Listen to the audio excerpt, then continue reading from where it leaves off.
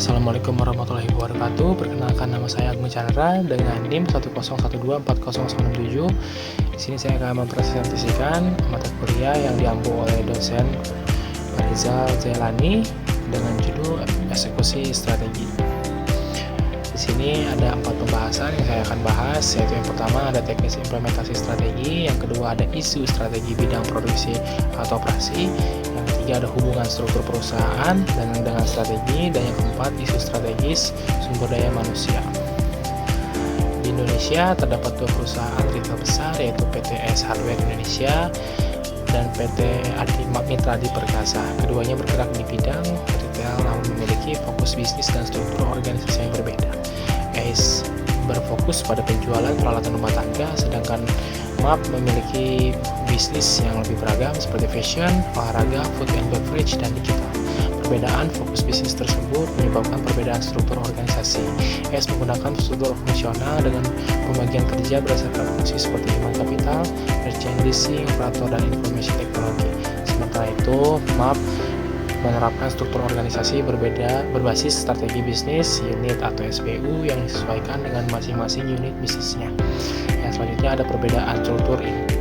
Struktur ini mencerminkan konsep struktur flow strategi, yaitu struktur organisasi yang harus menyesuaikan dengan strategi dan kebutuhan bisnis perusahaan serta dapat berubah seiring perubahan strategi. Selanjutnya ada teknis implementasi strategis. Di sini yang paling perbedaan utamanya itu dua, yaitu formulasi strategi berfokus pada penentuan posisi dan kekuatan sebuah tindakan, bersifat intelektual, analisis, dan menekankan efektivitas. Yang kedua ada implementasi strategi berfokus pada pengelolaan kekuatan saat strategi dijalankan, bersifat operasional, menekankan efisiensi, serta membutuhkan motivasi dan kepemimpinan. Selanjutnya ada teknis implementasi strategi. Yang pertama itu ada tujuannya, itu dia tujuan tahunannya biasanya dinyatakan dalam probabilitas pertumbuhan dan pangsa pasar, serta harus diturunkan ke dalam program dan taktik atau strategi inisiatif. Selanjutnya ada program dan taktik.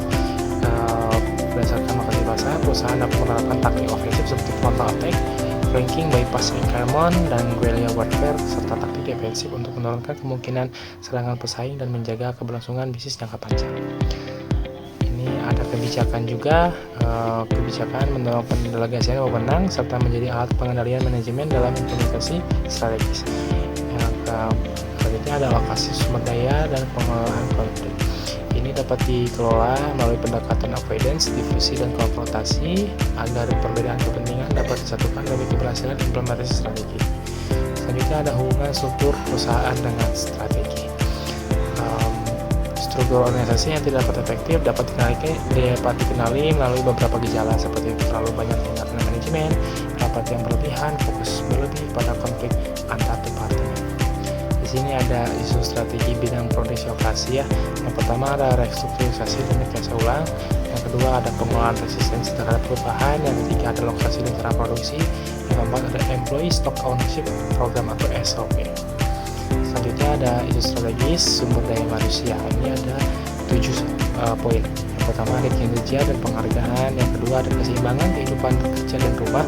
Yang ketiga ada pengembangan tenaga kerja beragam. Selanjutnya ada perekrutan karyawan dan perusahaan saingan.